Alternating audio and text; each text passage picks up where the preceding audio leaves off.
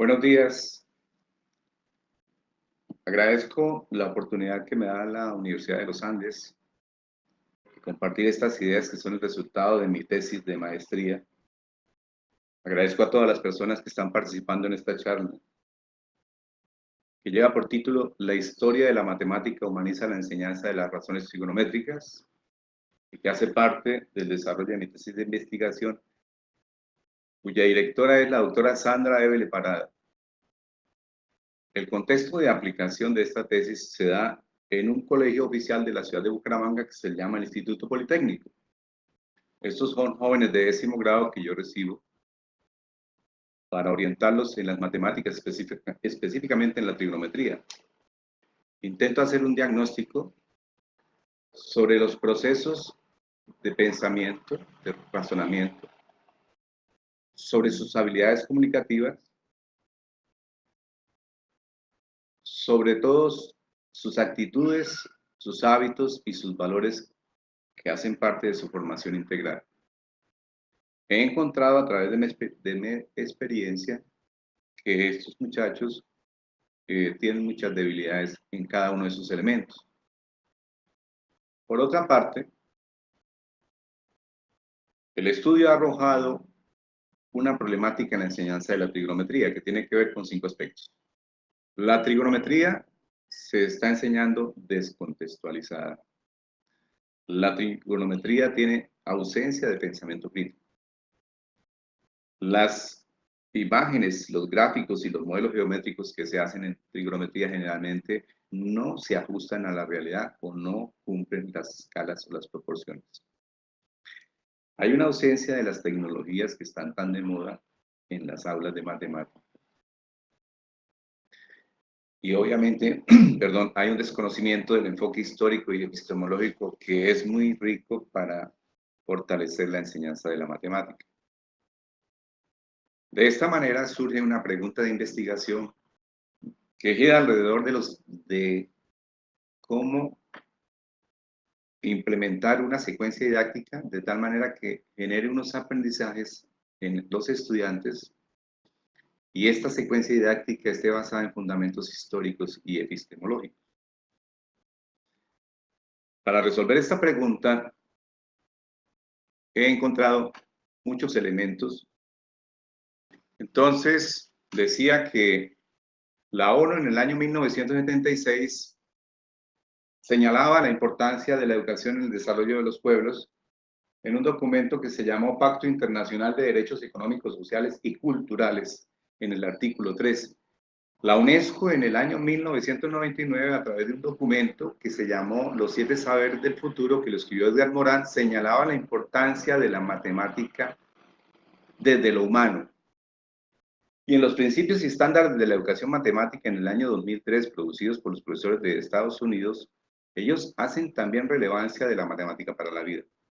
A nivel nacional, en el año 1994, el padre Carlos Eduardo Vasco nos hace un llamado de atención con una propuesta que él llamó el octógono de disciplinas, en la que él incluye relevantemente a la historia de la matemática hacia la humanización, digámoslo así.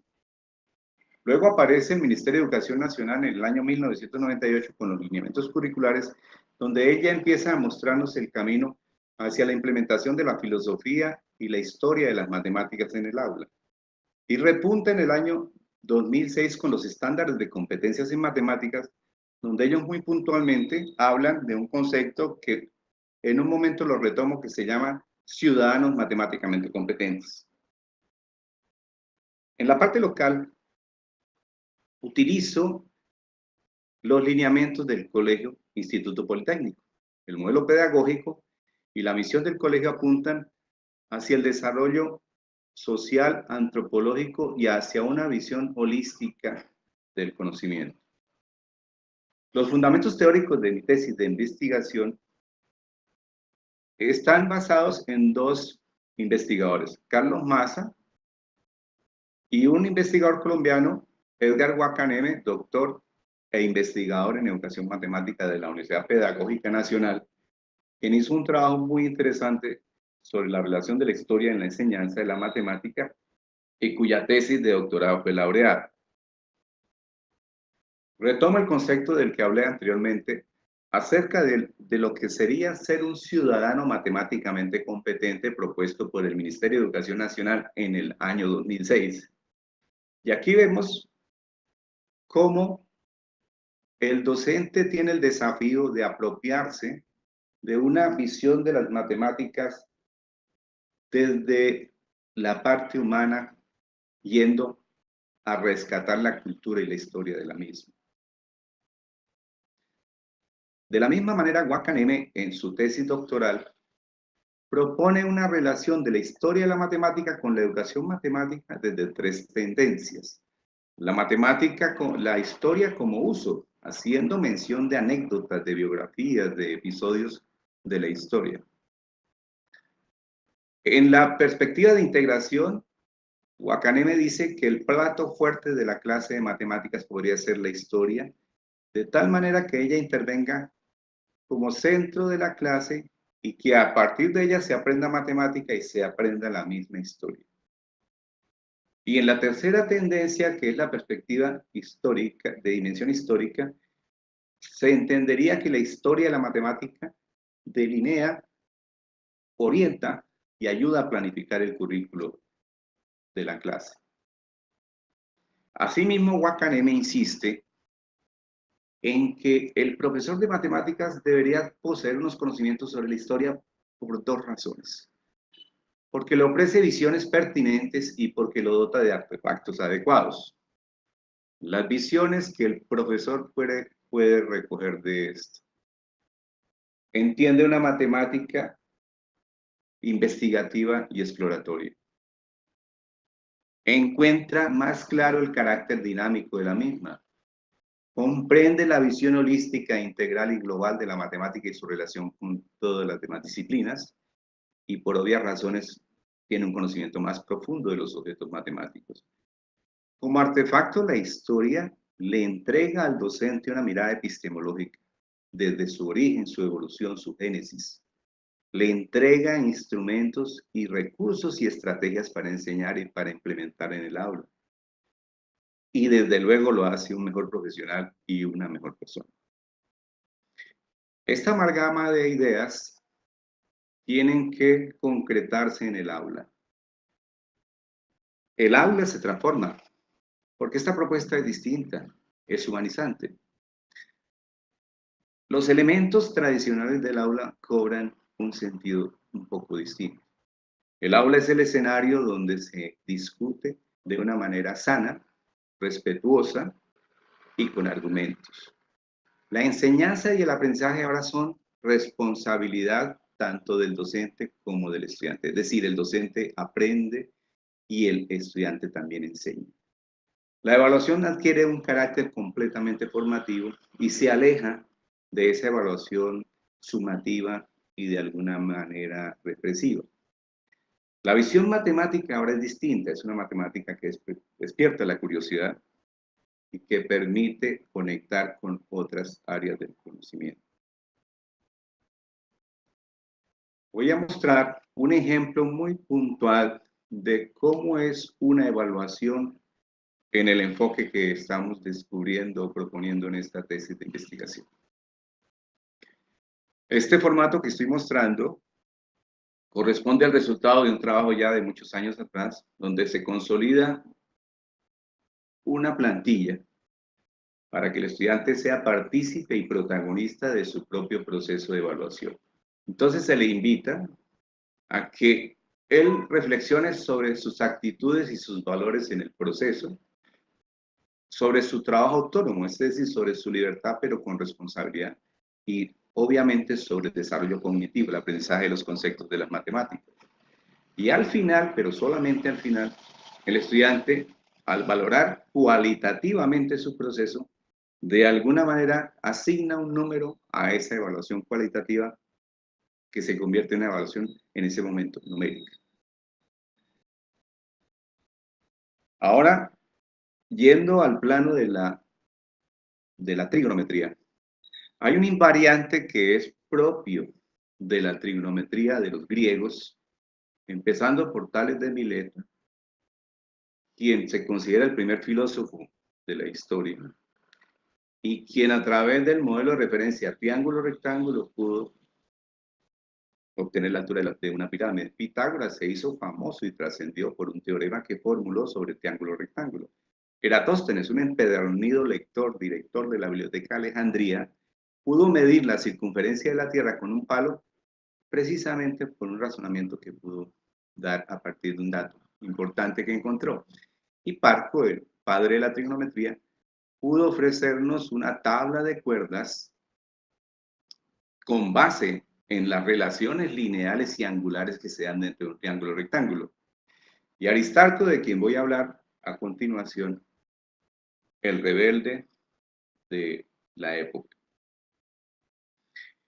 En las habilidades comunicativas, que son 4 y que son propias de nosotros los seres humanos, también podemos hacer un trabajo interesante. Por ejemplo, podemos tomar a Pitágoras como referencia, porque los pitagóricos, a partir de la escucha y del desarrollo fino de su oído, pudieron establecer una relación matemática con la música. Eratóstenes, de quien ya hablé, el empedernido lector, a partir de la lectura pudo obtener ese método para calcular la circunferencia de la Tierra. Euclides, famoso por su libro Los Elementos, quien se dedicó a sistematizar y a organizar toda la geometría hasta la época, y elaboró una obra que hasta la fecha es vigente. Y Aristarco, un pensante, un revolucionario, quien con argumentos incomodaba el statu quo. Precisamente de Aristarco quiero hablar un ejemplo más concreto. Aristarco fue seguidor de Anaxágoras. Anaxágoras creía que la luna reflejaba la luz del sol. Anaxágoras comprendió los eclipses. El eclipse de luna, la Tierra se interpone entre la luna y el sol. El eclipse de sol, la luna se interpone entre la Tierra y el sol. Eso le hizo pensar a Anaxágoras que la luna, estando entre la Tierra y el sol, estaba más cerca de la Tierra. Pero como el sol y la luna se ven más o menos del mismo tamaño, Anaxágoras dedujo que el sol tenía que ser más grande que la luna y posiblemente que la Tierra. Estas ideas a Anaxágoras le representaron el exilio. Viene Aristarco, retoma las ideas de Anaxágoras, pero Aristarco se pregunta, ¿y cuál es la relación de las distancias? ¿Y cuántas veces es más grande el sol que la Tierra y que la luna? Entonces, Anaxágoras cree que el Sol debería ser el centro del universo y no la Tierra como se creía hasta entonces. Entonces emprende una lucha, un viaje, y empieza a buscar la manera de determinar cuantitativamente y con argumentos matemáticos sus hipótesis. Entonces se encuentra que en las fases de la Luna sucede un hecho muy importante. En la luna creciente, en el cuarto creciente, precisamente la Tierra, la Luna y el Sol tendrían que formar un ángulo de 90 grados cuyo vértice estaría en la Luna. Esta situación la aprovecho con los estudiantes y les pido a ellos que por favor intenten hacer una gráfica que represente la situación que se desarrolla en esta trilogía. Los estudiantes en un primer momento hacen una gráfica como la que estoy mostrando a continuación.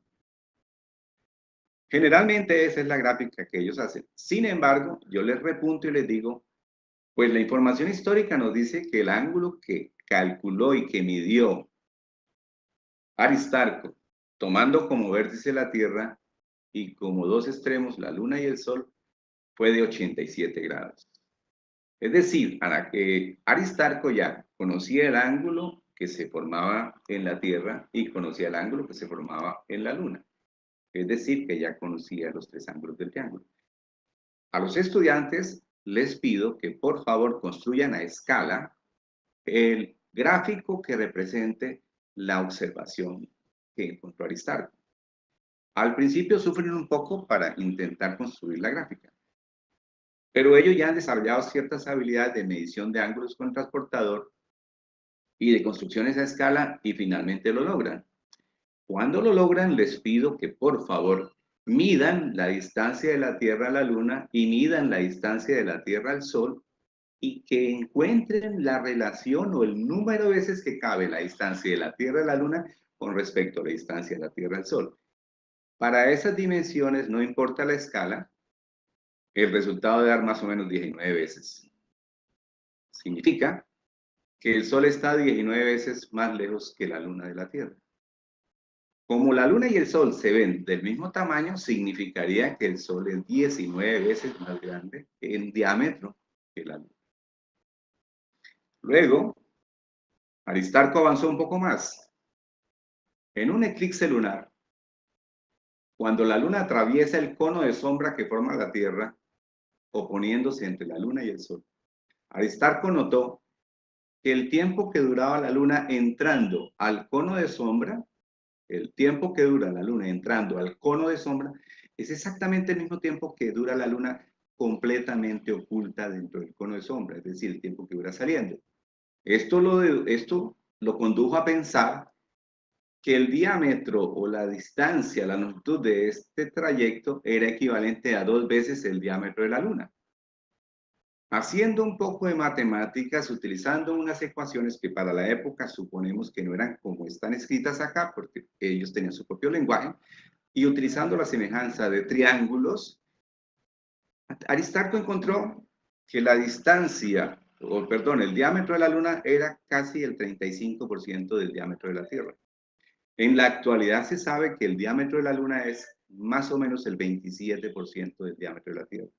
Es decir, Aristarco creía que la Tierra era más o menos 3 veces, el diámetro de la Tierra era más o menos 3 veces el diámetro de la Luna. Sin embargo, en la actualidad sabemos que el diámetro de la Tierra es casi 4 veces el diámetro de la Luna. En realidad, la gráfica que nos permitiría representar a escala la situación que estamos analizando sería esta. Esta sería la gráfica donde estaría la Luna, la Tierra y el Sol. Hay una situación muy curiosa. Mientras que Aristarco creyó que la distancia de la Tierra a la Luna cabía 19 veces entre la distancia de la Tierra al Sol, en la realidad la relación es de más o menos 383 veces.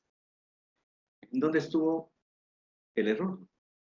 En el ángulo que Aristarco midió. Por obvias razones, ese ángulo estaría mal medido.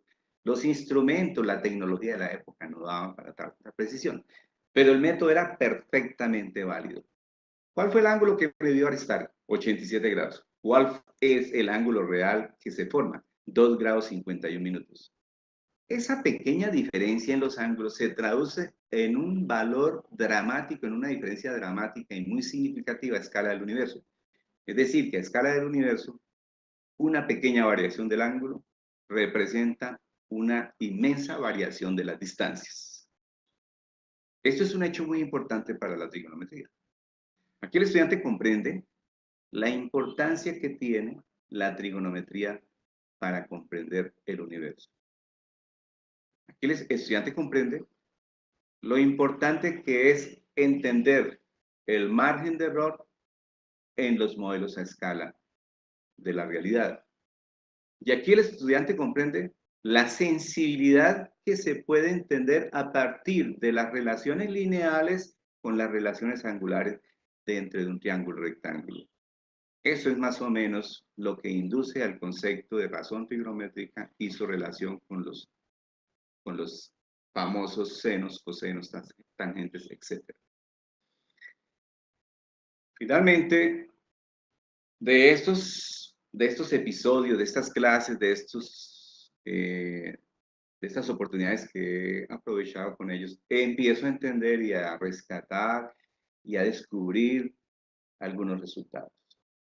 Retomando el concepto que propone el Ministerio de ser ciudadano matemáticamente competente, entonces se hace una aclaración hacia el ser, hacia el saber y hacia el hacer. Y estos son los resultados y las fortalezas que uno empieza a percibir y a notar en estos estudiantes. Ellos se vuelven un poco más autónomos, son más sociales porque construyen colectivamente y respetan la diferencia, porque se acostumbran a la discusión sana. Son muy críticos, ahora cuestionan, no comen entero, comparan, argumentan, etc.